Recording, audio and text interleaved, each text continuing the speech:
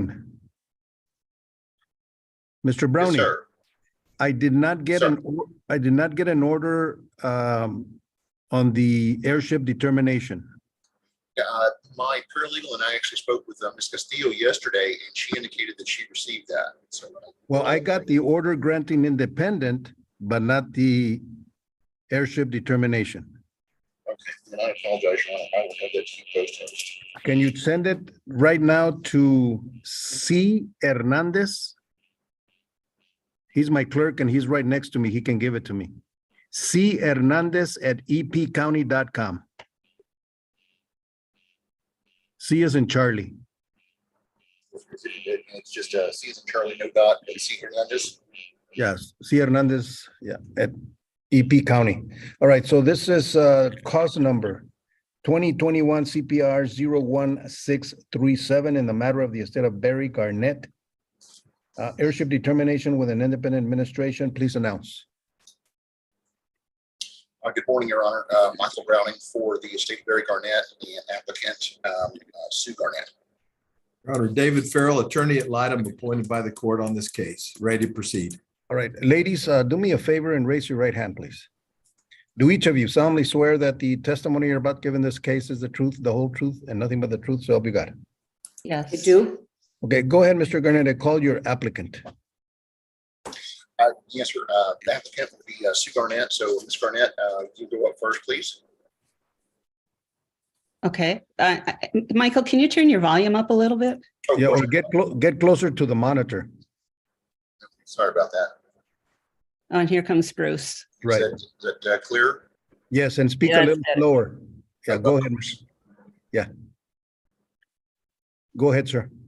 Alrighty, Ms. Garnett, would you please state your name and address for the court?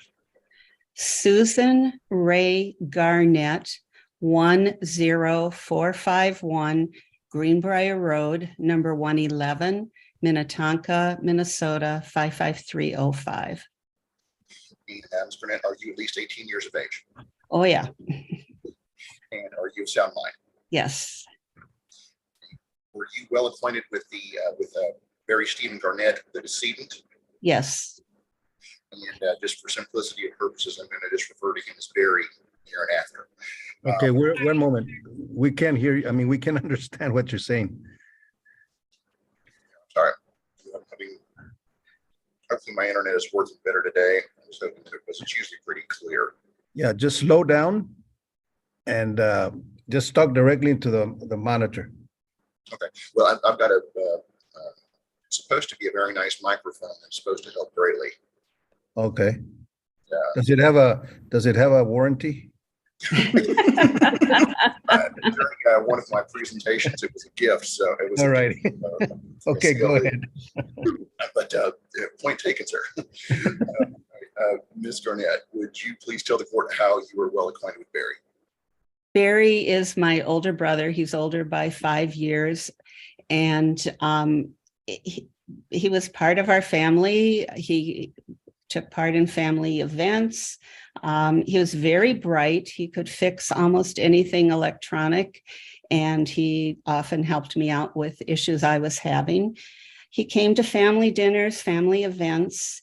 He was very much a loner type of person, very few friends. And once he was around 21 when he had a bicycle accident. He was hit by a car and had a concussion, and his personality kind of changed at that point, and he seemed to withdraw socially even more than he had been. So he might come to family events, but unless he was talking to our immediate family, he probably was pretty quiet. He was very involved with my father. As my father descended into Alzheimer's, he would go there on weekends and spend time with him until the time he went into the nursing home. So I knew him very well. Suffice to say, you knew him very well. Just a couple of questions here to establish. Did Barry pass away on May the 5th in 2021 in the city of El Paso County, Texas, at the age of 74 years? Yes. And actually was the date of Barry's passing less than 4 years ago. Yes. And Barry, his permanent residence was in El Paso County at the time of his death, correct? Yes. To the best of your knowledge, did Barry have a last will and testament? No, he did not. But nonetheless, is there a necessity for an administration of Barry's estate to do things such as collect state assets, pay debts, take care of bank accounts, things of that nature? Yes, there is. To your knowledge, was Barry ever married in his lifetime? No, Did Barry have any children?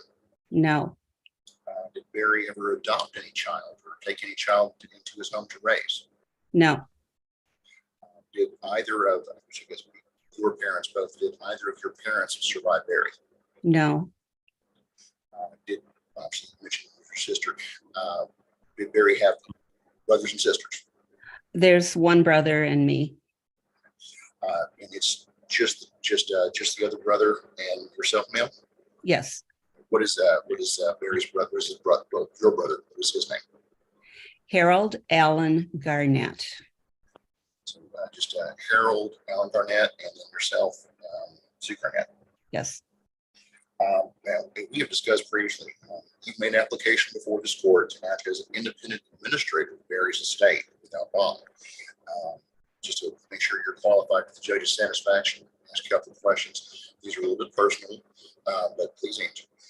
You've never been convicted of a felony or a crime of moral turpitude, have you? I have not been ever charged or convicted. And just a crime of moral turpitude, just for the court satisfaction, this would consist of things like arson, blackmail, forgery, robbery, nothing of that nature. Nothing. Then, as we have discussed, you are otherwise you're not disqualified by law from accepting letters of administration and acting as independent administrator of Barry's estate, correct? Yes. Nothing further for this witness, Your Honor. Pass the witness to Mr. Farrell.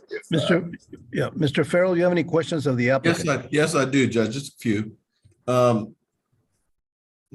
Ms. Garnett, let me just ask you a couple questions. Did your brother ever have any girlfriends or anything of that nature that you know of? I know of one date, one blind date he went on, and it didn't go well. And I really seriously don't think he ever went on any others. Okay, about when was that? Was it when he was young or was he older? He was probably in his 20s. Okay. Was he ever in the military? No, So he never went overseas or anything of that nature? no. Okay. And actually he rode a bike even till his death. Isn't that true? That's true. He was an avid biker. He'd go out and ride in the heat, 100 miles a day. Yes. And so was his brain injury a cause for him not to have a driver's license? Do you know? No, he had a driver's license. He functioned, but he had anger issues after the concussion and the accident, and they put him on medicine, and then he refused to take it. And so he had a temper, and I think it seemed like the temper increased after the accident, but otherwise he had function of his brain. Okay. And we found an obituary in the Funeraria del Ángel that said that he died at age 74 in El Paso on May 5th, and he was born on April 4th, 1947. Did you put that obituary in there? I did not. I wonder if the funeral home did. Okay, but you gave the data to the funeral home, is that right? Yes, because I had to get the death certificates. Right. Okay, I passed the witness, Judge. Any further questions of this witness, Mr. Browning? Your Honor. Mr. Farrell, call the first disinterested witness. Your Honor, we would call Jan Koretsky. Go ahead. Ms. Koretsky, can you hear me okay? I can. And can you see me okay? I can. I could turn myself off on the screen. No, it's fine. Okay. All right. And so you knew the decedent, is that correct? Yes, Barry was my first cousin. He was born 6 months before me. Sue and her family and Barry lived in Minneapolis. We lived 150 miles away in Superior, Wisconsin, but they came for various holidays. We went to Minneapolis often, to the big city, and we would see the family. When I was maybe in 7th and 8th grade, during Christmas break, I would go spend a week with Barry and Hal and Sue, doing fun things in the big city. So yeah, I was, well acquainted with him as certainly when we were young, and knew him later. But as Sue said, he became much more distant, not as much fun, and but yeah, I knew him pretty well as just about anybody, I guess. Okay, thank you, Jan. Let me ask you this. Like he grew up in Minnesota, Right. but he moved to El Paso. Do you know when he moved to El Paso? Well, I tried to think about the last time that I saw Barry, and I believe it was at our daughter graduated from high school in the year 2000.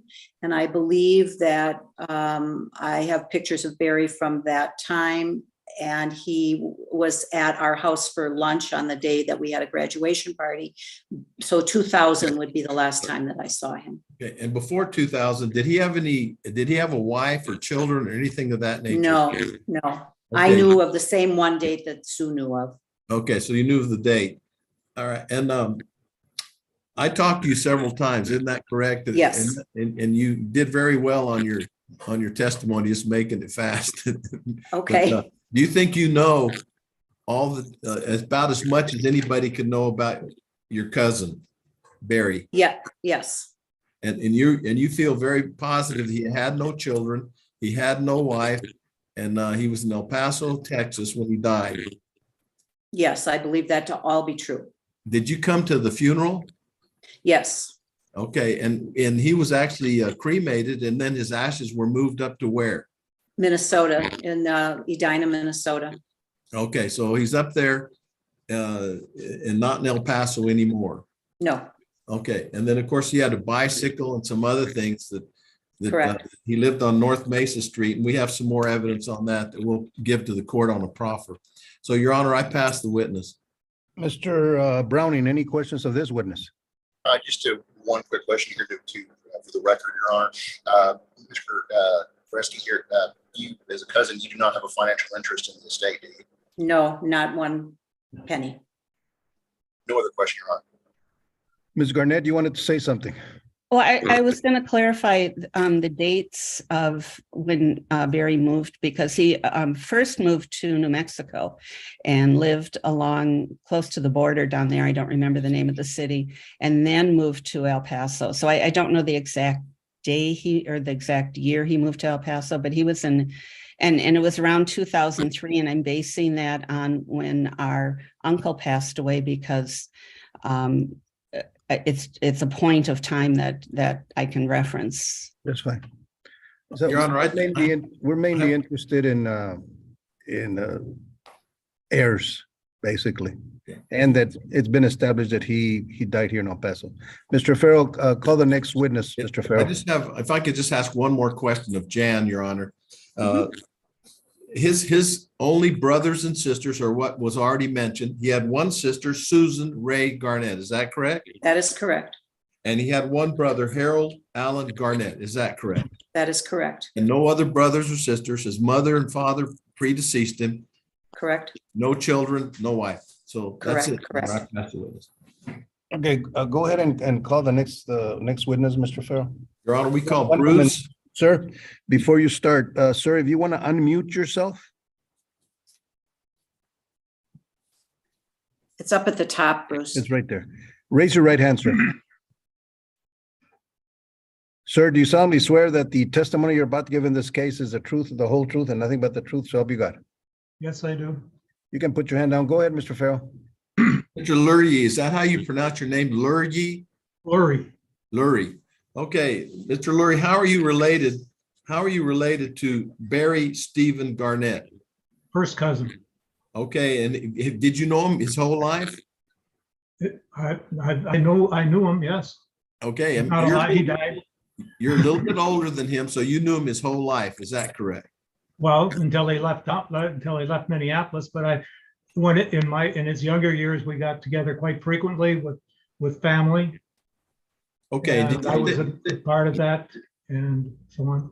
Okay, but you stayed in touch with him even when he passed occasionally. Would that be a fair statement? Occasionally, yes. Okay. Until he moved. I didn't, after he moved, I had no meetings with him at all. Okay, now let me ask you this. Did you hear the testimony of Jan Koretsky? I did. Okay, is everything that she said, in your opinion, true and correct? It is. Okay, and what I'm going to ask you again to verify that he had no children that you know of. None that I know of. Okay, had no wife that you know of. I've ever heard of. Okay, didn't adopt any children that you know of. That I heard of. Okay, and with that, and that he had one brother and one sister, which that is you're correct. the cousin to them too, right? That's exactly right. Okay, so with that, I pass the witness, Judge. Mr. Browning. Thank you, Your Honor. Just a couple of questions for Mr. Lurie. Again, just to confirm for the record, even though you mentioned that you've heard Jan Kursky's testimony, both Barry's parents passed predeceased him, correct? They did. And again, Mr. Lurie, you do not, as a cousin, you do not have a financial interest in the estate. I do not. No other questions, Your Honor. All right. Mr. Farrell, how many hours, sir? Your Honor, I put in 3 hours on this. Okay, ad litem fees, Mr. Browning, are $7.50. Ms. Garnett, Koretsky, and Mr. Laurie, I'm sorry for the loss. Thank you. Yeah. What brought him south, Ms. Garnett? Just the open spaces, warmer, what? Definitely the climate. He had lived in Mesa, Arizona for a while and then came back to Minnesota. So it was definitely climate. I also think he was having a lot of problems dealing with my father's Alzheimer's. Once my dad went into the nursing home, he never saw my dad again. And I think he was kind of running away from that situation. Okay. And then if you're an avid bicycle rider, the south is the best way to practice that, I gather. Absolutely. Right. So, Ms. Garnett, there's certain documents that must be presented to the court within 90 days from the time you sign your oath. One of Okay. them includes a notice to creditors that must be published in a local daily newspaper. I suggest, Mr. Browning, for cost purposes, that you use El Paso Inc. Mr. Farrell can help you with that because it's very inexpensive compared to the El Paso Times. And so keep in touch with Mr. Browning so that those documents can be submitted to the court within 90 days from the time you sign your oath, okay? Okay. The court, after hearing testimony, Before you, I just have one other proffer, Your Honor. We checked with the apartment that he lived in at 5113 North Mesa, and we found out he lived in B3-11. And we contacted the maintenance worker that knew him. The maintenance worker's name was David Herrera, and he verified to us that he was a loner, that he had his bicycle, and that he never saw people visiting him, and didn't see any children or any women going to the apartment. We verified that for the court. what happened to his belongings, Ms. Garnett, do you know? The manager of the apartment said they would clean them out. I did not go down at the time of his death because of COVID. I just did not feel safe traveling down there at that time. And the manager said they would clear it out.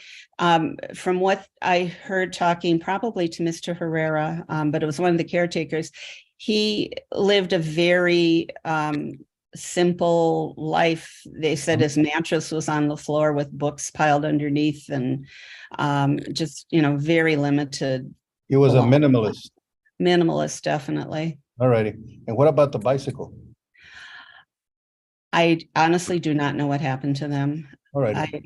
I told them if somebody, one of the caretakers or somebody wanted them, that was fine. Okay. He also has a car. I'm not sure where the car is anymore. There was a car he left behind and one of the caretakers wanted it, but of course I couldn't transfer anything. And I don't know if they eventually had it towed or if it's still down there in the parking lot. I have to find that out now that I can do something about it. Okay. All right. So, Mr.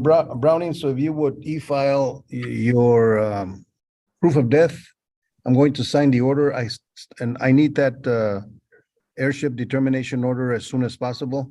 Yes, Judge. And then you e-file your inventories, everything else. Your Honor, could I see that order before you sign it? Because I think I have to sign it, don't? Yes.